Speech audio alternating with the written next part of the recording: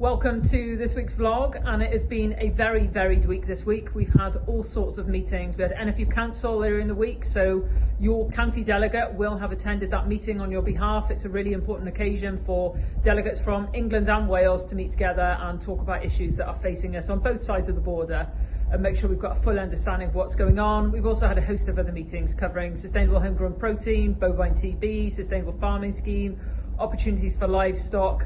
You've caught me in Built Wells in HQ at the moment, where we are finalising some details ahead of the Royal Welsh Show. We're starting to build up that schedule now. I can confirm that we've got First Minister at our seminar on the first day of the show, and we've got the Cabinet Minister at our seminar on the second day of the show. But there's a whole host of other things going on, so please do keep an eye out, and I really look forward to meeting and greeting everybody who's coming.